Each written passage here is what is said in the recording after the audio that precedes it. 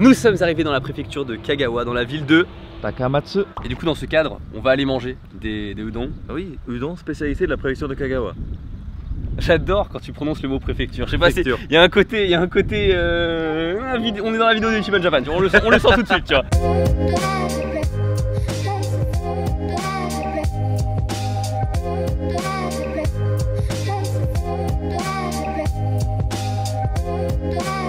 Alors, j'en parle pas souvent, et vous voyez ça, c'est un tempura au fait de Chikwa, ça s'appelle, et c'est du fait du poisson, les restes de poisson qu'on a, tu les haches comme ça, t'en fais une sorte de marmelade et t'en fais un tube avec un trou à l'intérieur. Oui, je sais, c'est une description bien bizarre, mais en tout cas, je sais pas pourquoi ici il est super bon. Guigui qui paye, tu vois, voilà. Je profite, je trouve. Pour l'histoire, quand on a fait notre petit raid de la bouffe à Paris, eh bien on a voulu manger à Sanukiya, c'est un restaurant de udon à Paris.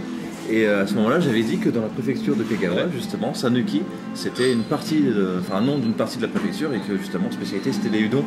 Donc nous sommes actuellement dans cette préfecture et on mange des udons. C'est mieux qu'à Sanukiya parce que là, on n'a pas à attendre une heure. C'est pas terrible l'ambiance là-bas, donc franchement, c'est. Voilà, là, on est quand même mieux.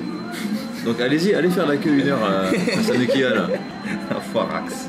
Donc là, avec Guigui, on vient de manger, c'était super bon. Il me remet dans un super truc, je mange bien, machin et tout. Mais la douille. Il me dit, y'a pas de soucis, je t'emmène dans mon endroit préféré, machin et tout. Son endroit préféré, donc c'est ici, voilà, voilà, on est bien, il y a une belle rue. Et apparemment, il me dit que c'est en haut de 700 marches. Un peu plus de 700. Un peu plus de 700. Donc la première partie, c'est 700 et après, ça va jusqu'à 1400 à peu près. Mais ça va être sympa, tu vas voir.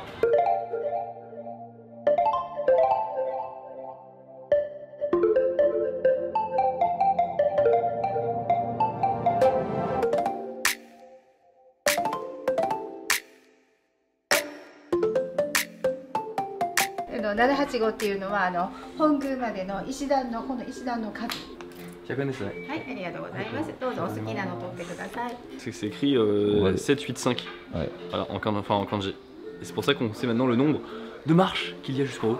On en a fait 15.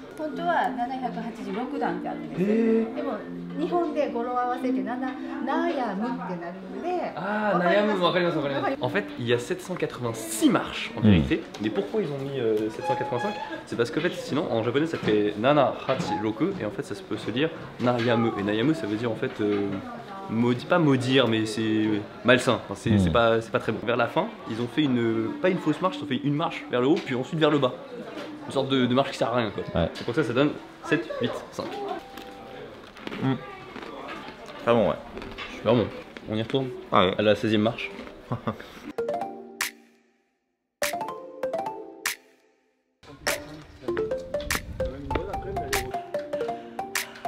Je regrette d'avoir pris mon sac.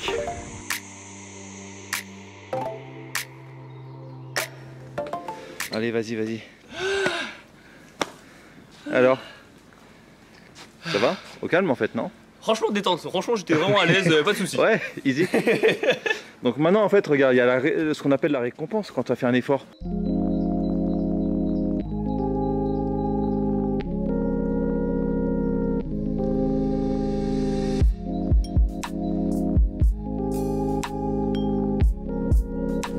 C'est tellement apaisant cet endroit. C'est assez ouf. Et je comprends pourquoi c'est un lieu de pèlerinage, toi. C'est très... Donc t'as bien aimé?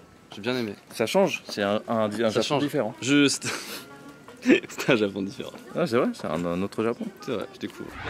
Gros changement d'ambiance, on est arrivé dans un parc au fait où on l'a pour nous. Clairement on a le parc pour nous et c'est totalement vide. Il y a une ambiance super, pas un peu malsaine tu vois, un peu malsaine, un peu bizarre. On va aller faire un tour dans la grande roue, on va voir un beau paysage. J'espère que ce sera pas aussi glauque tout le long. En fait là on fait un Excite. C'est ça, on fait un Excite. Ah c'est ça, on fait un Excite mon gars. Vraiment j'ai l'impression de faire un voyage en amoureux avec toi. Ça part bien, c'est que le premier jour. C'est que le premier... Non même... Enfin ouais c'est... C'est même pas encore le premier soir. C'est même pas le premier soir encore. C'est un truc immonde.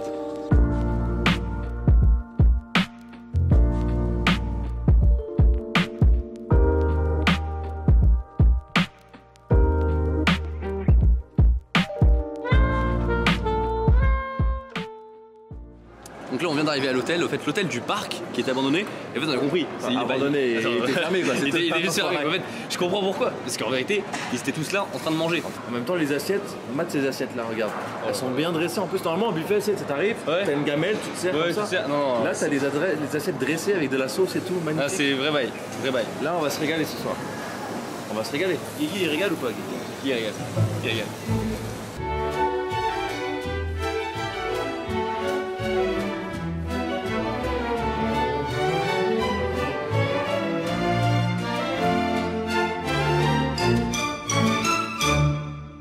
On a bien mangé, mais avant de finir le repas, je voudrais juste faire une petite dédicace à quelqu'un qui m'est très cher et qui a dû voir ses crabes. Ah, je sais qui.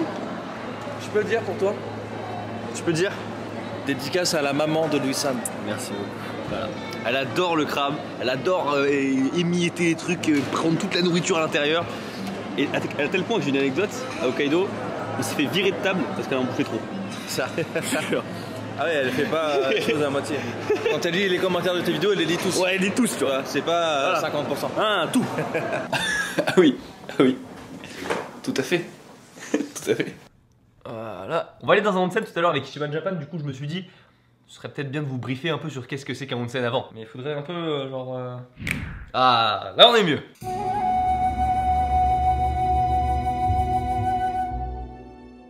Onsen en japonais ça veut dire source thermale. L'eau dans les onsen posséderait soi-disant des vertus thérapeutiques parce qu'elle vient des sources volcaniques. Dans les mangas on a souvent une image où les singes justement se baignent dans les onsen et c'est totalement vrai. Oui, ça existe totalement.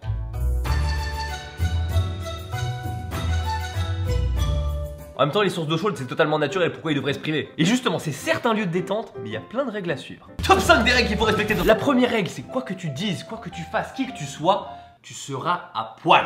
Voilà, c'est comme ça, c'est acquis, tu le sais maintenant, c'est fini. Même pas une serviette, rien du tout. Alors oui, là je fais un peu le malin avec vous, mais en vérité, je n'ai pas toujours respecté cette règle. Quand j'avais 8 ans, j'étais justement parti au Japon avec mes parents, bien sûr, et un autre pote que j'avais à l'époque, qui avait à peu près 13 ans. Et au moment d'aller au onsen, on se sentait pas d'y aller à poil. Et du coup on a fait la pire, mais la pire des choses à faire. On a mis un maillot de bain.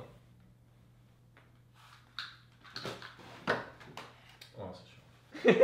Croyez-moi, ne le faites pas. Ne rentrez pas, ou rentrez à poil, mais ne rentrez pas avec un maillot de bain. On s'est fait défoncer de ouf. Allez-y à poil, voilà, c'est mon conseil. Enfin non, c'est suivez cette règle. Et justement sur ce sujet, les Japonais, ils s'en foutent de vous voir à poil. Mais vraiment, y a pas de regard, machin, ils s'en foutent, ils s'en foutent. Vous pouvez y aller, les Japonais, les Japonaises d'ailleurs, hein, ils s'en foutent. Vraiment, c'est... Allez-y, détendez-vous. C'est un espace de détente. D'ailleurs, je connais quand même pas mal de gens qui ont un souci justement avec la nudité pour se mettre complètement à poil devant des inconnus dans un onsen. Je suis d'accord qu'en France, c'est pas trop dans nos mœurs. Sauf dans un cadre précis. Qui va nous danser la danse du limousin. Tu connais ? La seconde règle, c'est l'interdiction des tatouages dans les onsen. Alors je suis d'accord, ça commence un peu à évoluer, mais c'est pas non plus encore trop ça. Si vous avez un tatouage, vous avez quand même deux possibilités pour profiter d'un onsen. Soit vous mettez un patch par-dessus pour justement le cacher et être discret. Mais si vous êtes tatoué de la tête aux pieds, j'avoue, là c'est un peu plus compliqué. Mais tu peux quand même profiter d'un simili onsen avec les sento. Alors, ce n'est pas des onsen, hein, ce n'est pas des sources thermales à proprement parler, c'est juste des grands bains publics chauds. Un truc qui peuvent profiter des onsen, mais des bains privés. Dans la plupart des grands onsen, en général, ils ont le bain public et ils ont des trucs que tu peux réserver. Ah, il est au courant lui, hein. Mais pourquoi les personnes tatouées n'ont pas le droit d'aller dans les onsen? Si tu connais un peu la culture japonaise, les gens tatoués au Japon font souvent référence à des gens pas tip-top. Les personnes tatouées au Japon font référence soit aux prisonniers, soit aux yakuza. Autrement dit, des gens potentiellement dangereux. Et comme les onsen c'est un endroit de détente, t'as pas forcément envie de te retrouver à côté d'un yakuza. Bon, je suis d'accord, les deux premières règles c'est vraiment du bateau, du basique, du déjà vu. Mais je vais vous donner quelques autres règles qui sont un peu moins connues et j'espère que vous n'avez pas fait la faute quand vous étiez dans un onsen. Il faut se laver avant de rentrer dans les onsen, sinon on est complètement dégueu. Il faut le faire, c'est pas une option. Il faut le faire et après tu te baignes dans le onsen. Tu as le droit d'avoir une serviette justement avec toi dans le onsen, mais elle ne doit pas rentrer en contact avec l'eau du onsen. Tu peux la mouiller avec l'eau normale des douches, mais pas avec l'eau du onsen. Et une dernière, on ne trempe pas ses cheveux dans un onsen, c'est pas une piscine. T'es venu faire une brasse, non, faut arrêter un moment. 9 types d'eau. 9 types d'eau? Il y a 9 types d'eau. Dernière chose, en sortant du onsen, il faut pas se relaver parce que justement l'eau du onsen a des vertus thérapeutiques et si tu l'enlèves, bah c'est con. C'est pas une obligation mais c'est con. C'est comme mettre une capote pendant tout. Tu as vraiment laissé ça? T'es chaud? Laisse-le, non c'est lourd. Sans pression il t'a lâché un de ces trucs. T'avais une anecdote tu m'avais dit. Hein? T'avais une anecdote? Ouais. Attends, merde, c'était quoi? Une anecdote pour ceux qui aiment les mangas. Si vous aimez les mangas, lâchez un pouce bleu. Activez la cloche. Ça fait plaisir. Il y a un truc qu'on peut voir de temps en temps dans des. Alors c'est assez rare quand même, mais c'est dans les onsen qui sont assez paumés. J'étais dans un truc extérieur. Donc il y a des onsen justement qu'on appelle les Lotenbulo, qui sont les onsen qui sont des bains extérieurs. Donc il y a un truc qui sépare les filles en général et les hommes. Et en fait, c'était un truc en bois. C'était un truc en bois. Cliché, mais c'est. Et il y a un truc qu'on voit justement de temps en temps dans les Naruto et des trucs comme ça. Ouais. Là, exactement. C'est le fameux trou. J'ai regardé juste par curiosité. Ouais. Et j'en ai trouvé 3. 3 quoi? 3 filles? Trou? Non, j'ai regardé pas à travers le trou, c'est pas putain, mal. Je regardais à travers. Enfin, non, je regardais justement ce mur en me disant est-ce que je vais trouver un trou. Et j'en ai vu 3, alors dont un qui était vraiment bien, c'est-à-dire que mon pouce il rentre sans problème, on peut vraiment bien regarder. Ça reste assez rare, mais quand dans les trucs vraiment très authentiques avec des trucs en bois et tout, ça peut se trouver. Mais bon, faut quand même assumer de se mettre côté mec et comme ça, tu vois, sur le trou et tout, faut quand même assumer derrière. Bon, c'est bien beau de parler de onsen, mais faudrait peut-être y aller aussi. Et ben on va se déshabiller tout de suite. Il y a plein de bains, il y en a, on peut même pas les compter. Déjà des bains extérieurs, il y en a 4. Il y en a 4. Et à l'intérieur, il y en avait 3, 4. Ouais, enfin voilà, bref. C'est bon, 4 plus 4, c'est pas faire quoi, donc on peut pas compter. C'est trop compliqué. Mais ouais, très belle ambiance. Ouais. Excellent. Nice. Ah, c'est froid. Ah, je vous cache pas qu'il fait froid là.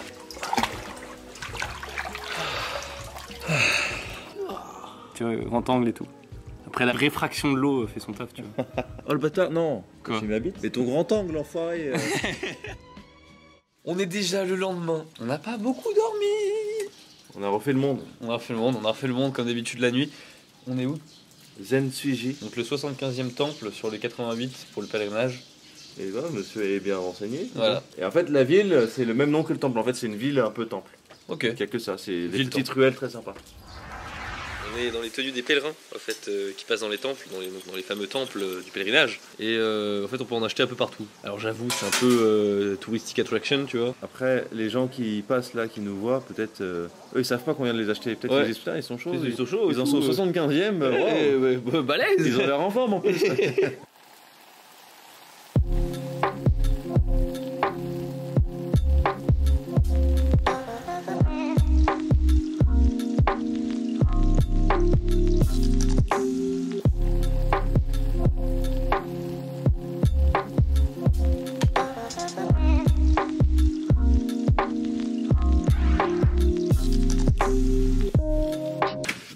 On est en retard pour visiter le lycée coréen.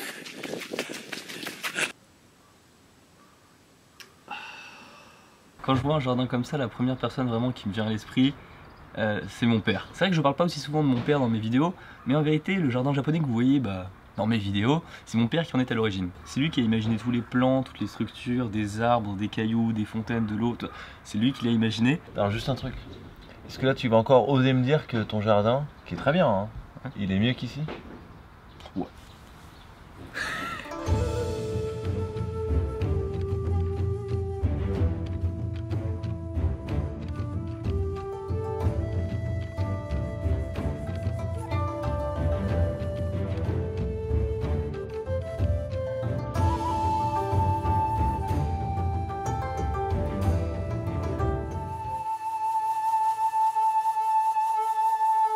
Pour nous, c'est la fin de la deuxième journée avec Ichiban Japan. On va pouvoir rentrer à l'hôtel et se reposer tranquillement. Un repos bien mérité, je vous avoue. Mais je pense qu'en soirée, on va peut-être sortir. Ouais, on va plutôt dormir. Hein. Allez, en route, on embarque.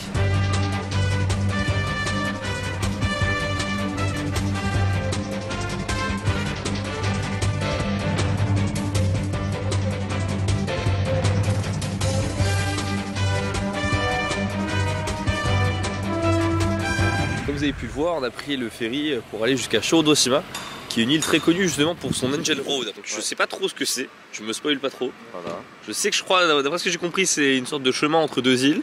C'est tout ce que je sais. Ouais, bah tu verras, ça c'est la surprise pour Louis-San. Merci.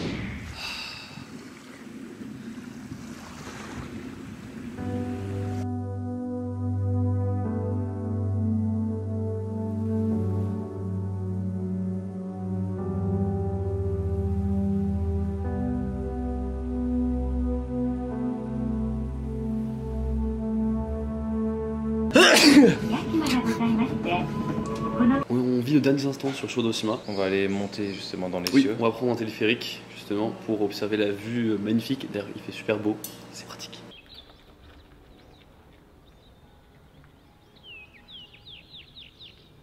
On a effectivement une sacrée vue. Et tu sais qu'on peut même voir des singes normalement. T'as vu? Alors je parle pas de toi, hein, là c'est pas une blague. Donc s'ils te voient, soit ils fuient, soit ils te coursent. D'accord. Au choix. Voilà. Et ceci était le dernier spot de notre voyage.